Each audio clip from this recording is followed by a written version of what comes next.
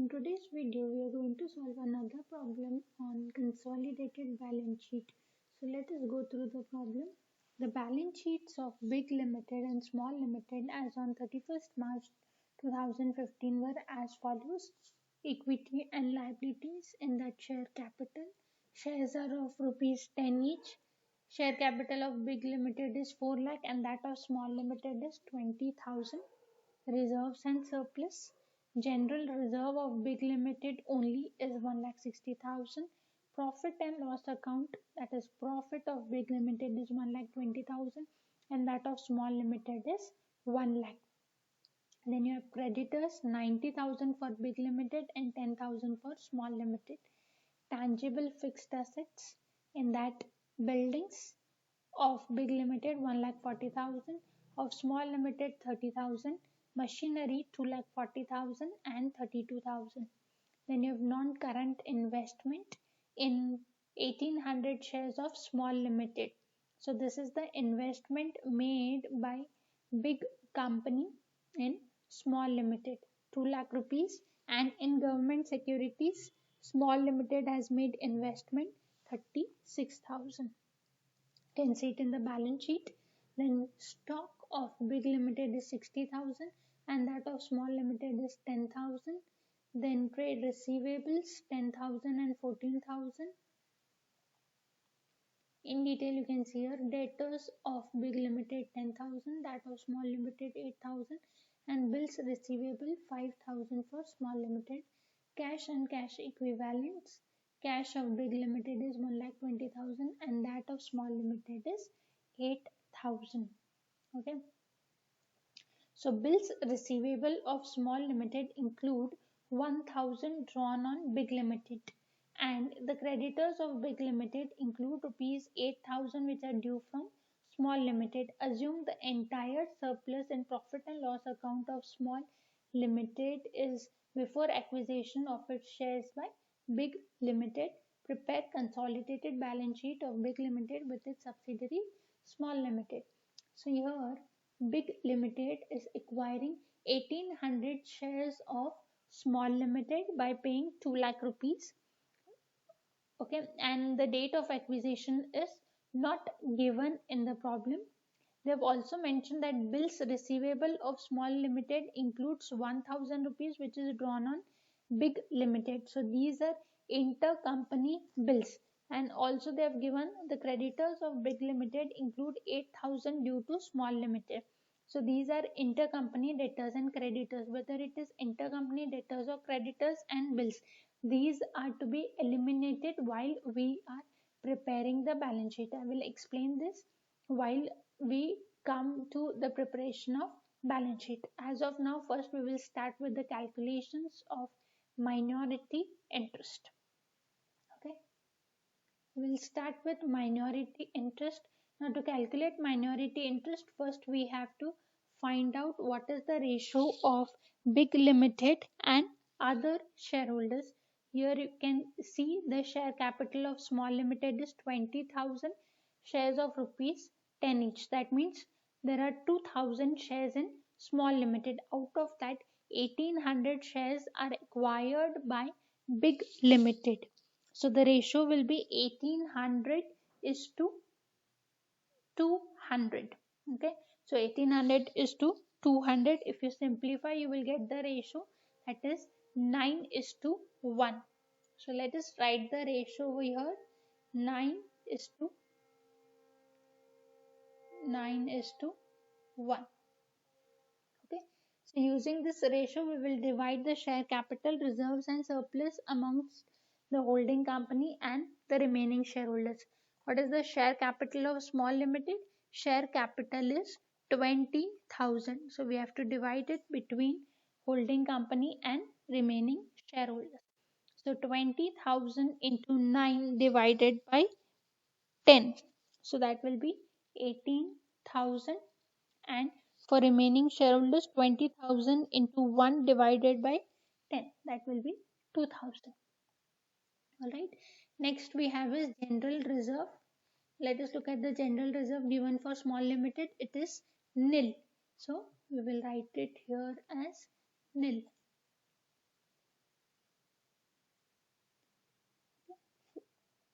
when there is no reserve, you cannot divide it between the companies. Okay, moving on to the next information, that is profit.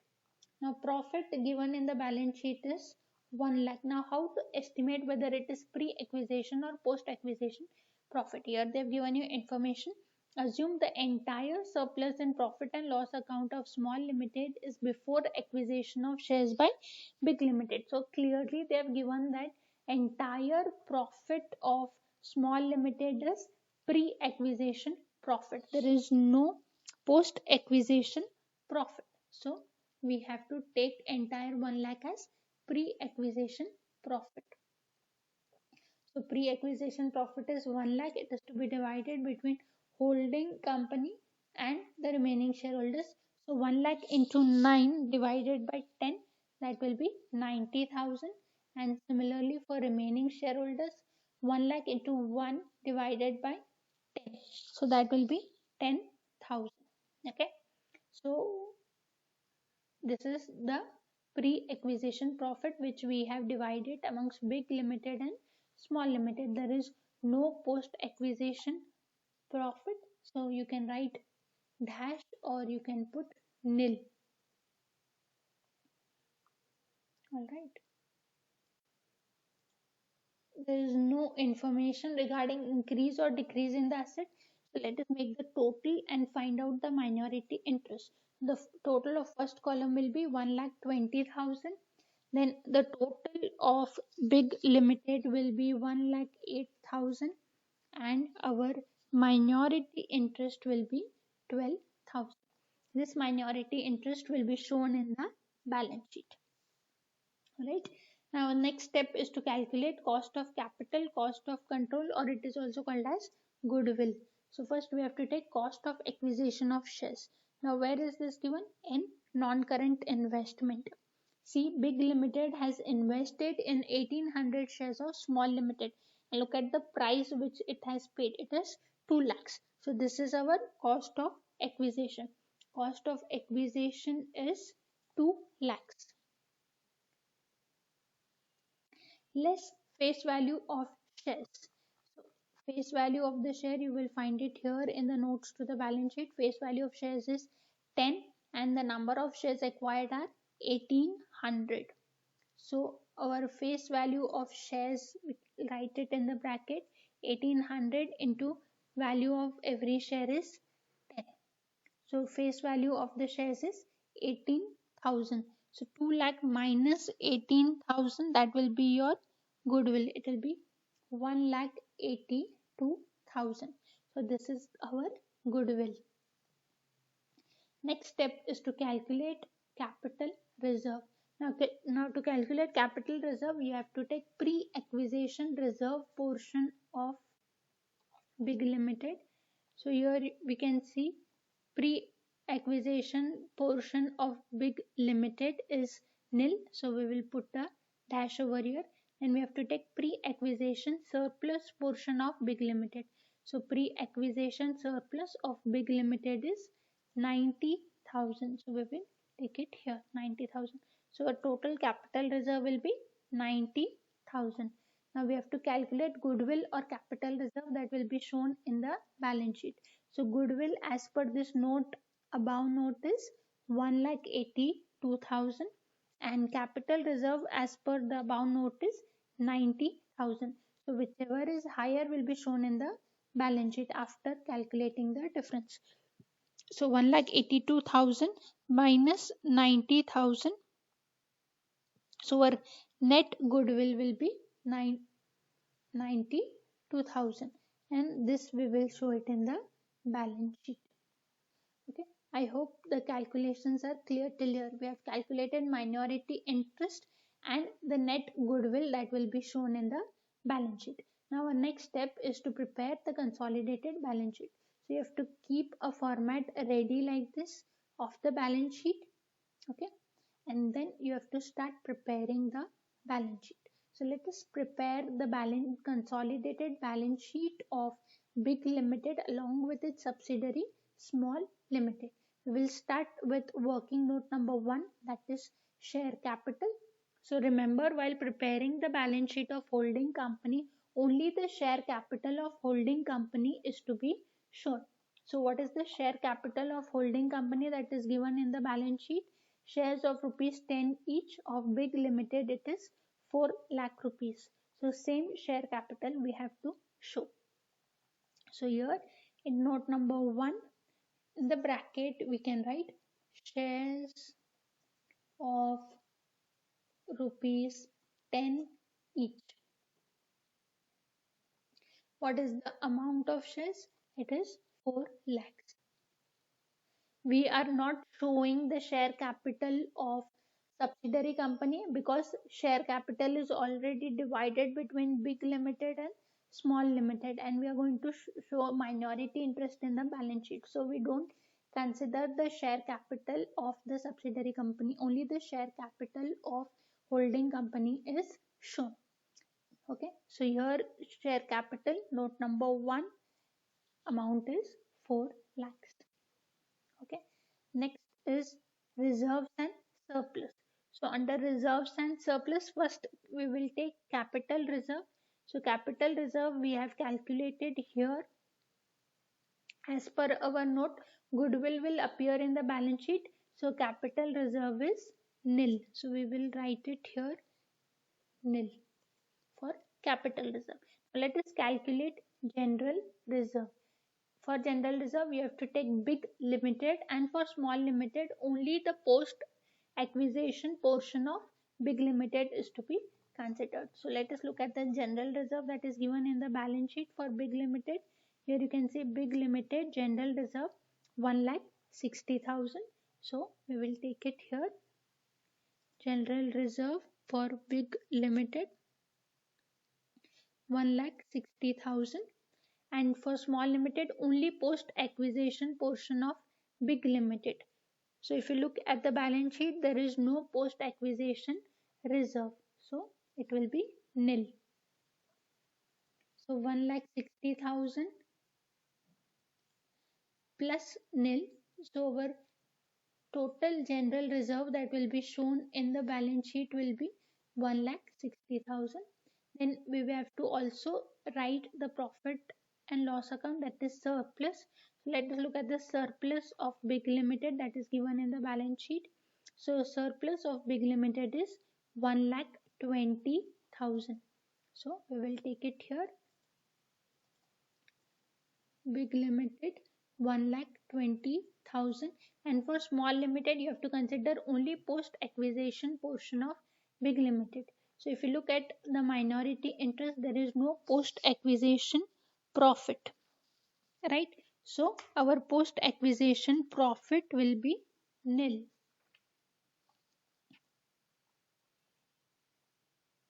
So here we will write nil.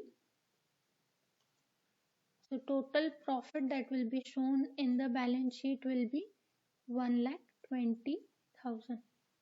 So our total reserves and surplus will be 2,80,000.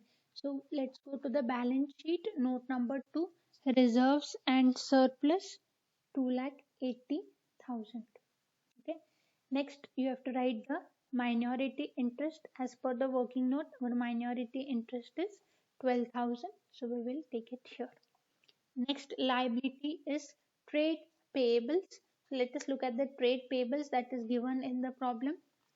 Trade payables, in that you have creditors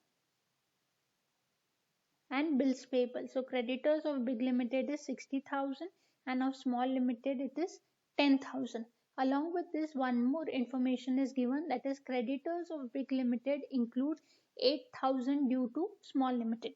See, now because we are preparing consolidated balance sheet of Big Limited and Small Limited, so whatever intercompany holdings are there, whatever the companies are holding of each other, that we have to deduct. So we have to minus this 8,000 from the total creditors of both the companies.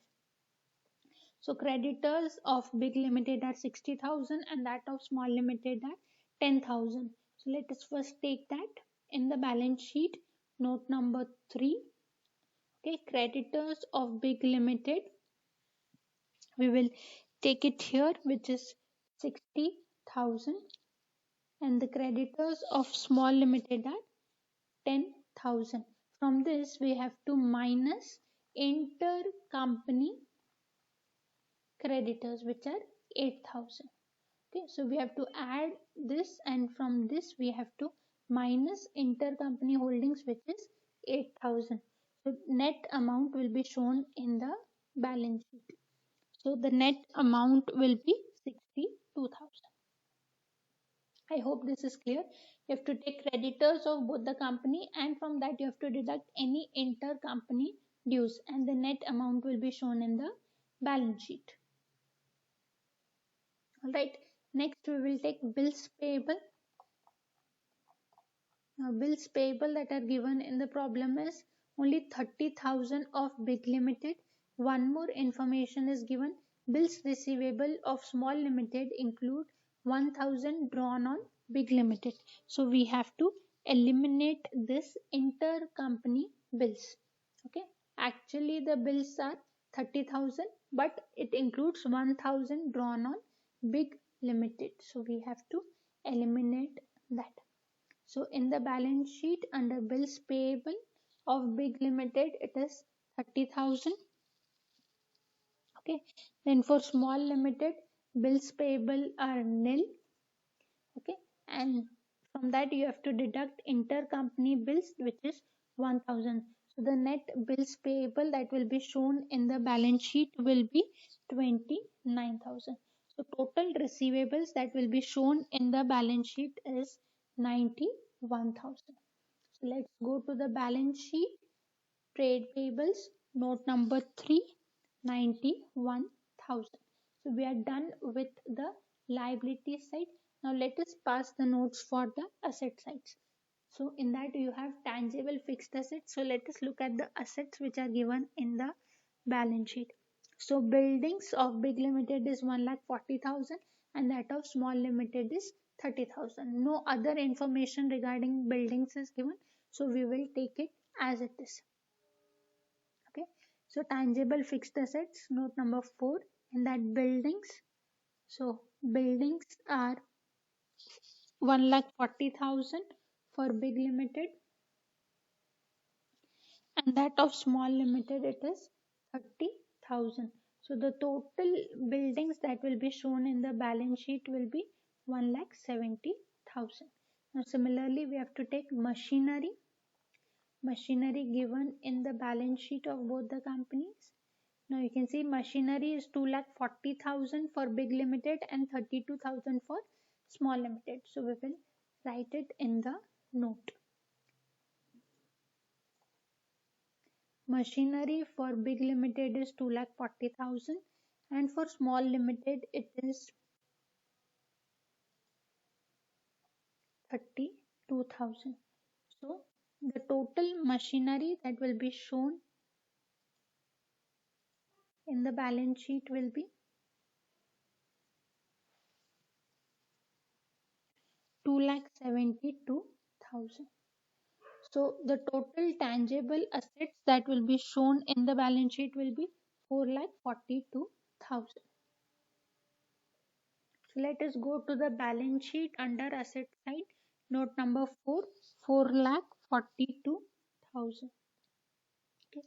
Our next note is for intangible assets, that is goodwill. So we have already calculated the value of goodwill, that is 92,000. So let us write it in the note as per working note, that is 92,000. So the total intangible assets that will be shown in the balance sheet is 92,000. So here you have to write in the balance sheet note number 5, amount is 92,000. Next is non-current investment. Now let us look at the investments made by the company.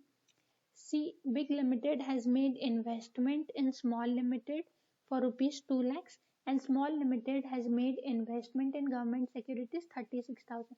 This 2 lakhs will not be shown in the balance sheet because it is intercompany holdings. We have to show only this 36,000. So let us pass a note for that. Note number 6, non-current investment in government securities of small limited, that is 36,000. 8,000, and this only is the total of non-current investment, and it will be shown in the balance sheet. So in the balance sheet under non-current investment, note number 6, amount is 36,000. Okay. Now let us pass the note for the current assets. In that you have inventories. So let us look at the stock that is given in the balance sheet. So inventories 60,000 for big limited and 10,000 for small limited. So that we have to show it in the working notes of the balance sheet. So note number 7, stock of big limited is 60,000 and that of small limited it is 10,000. So the total stock that will be shown in the balance sheet is 70,000. Total also is the same, 70,000. So in the balance sheet, inventories, note number 7, amount is 70,000. Next note we have to pass for trade receivables. So let us look at the information of trade receivables that is given in the balance sheet. Here you can see trade receivables, debtors 10,000 and 9,000 for small limited. Okay, from this we have to minus intercompany debtors and creditors 8,000. Okay, same effect will come. Okay, creditors of big limited means debtors of small limited, so we have to minus that, we have to minus intercompany holdings. So note number 8, trade receivables, first we will take the debtors of big limited which are 10,000. Then we will take the debtors of small limited which is 9,000. So total 19,000. From that we have to minus intercompany dues which is 8,000. So the total debtors that will be shown in the balance sheet will be 11,000. I hope you have understood. You have to take debtors of both the companies and then minus intercompany dues which are given after the balance sheet. Next is bills receivables. Let us look at the bills receivables that are given in the balance sheet. Bills receivable only for small limited, it is given as 5,000. From this we have to minus bills receivables of small limited which is 1,000. Okay. So bills of small limited, there is no bills for big limited, so we'll put a dash. Bills of small limited is 5,000. From that we have to minus intercompany bills which is 1,000. So the bills that will be shown in the balance sheet will be 4,000. So total trade receivables will be 11,000 plus 4,000, that is 15,000. So in the balance sheet you have to write note number 8 for trade receivables and the amount will be 15,000. The last item in the balance sheet is cash and cash equivalent. So let us look at the cash that is given in the balance sheet. So cash of big limited is 1,20,000 and that of small limited it is 8,000. So let us show it in working notes.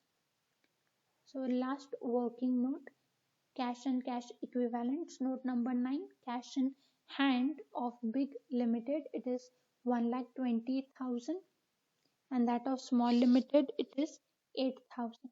So the total cash that will be shown in the balance sheet will be 1,28,000. Total also will be the same. So let us go to the balance sheet. Cash and cash equivalents, note number 9, amount is 1,28,000. Okay, so we have considered all the items of the assets and liabilities. Now let us make the total of the balance sheet. So the total of the liabilities side is 7,83,000 and the total of the asset side also is same, that is 7,83,000. So this is how you solve the problem. First you have to calculate minority interest, then calculate the net goodwill that will be shown in the balance sheet and then prepare the consolidated balance sheet. Okay, while preparing the balance sheet you have to consider minority interest and you have to deduct intercompany holdings, whether it is debtors or creditors, bills, debentures, or anything. Okay. So with this, I conclude for today. Thank you.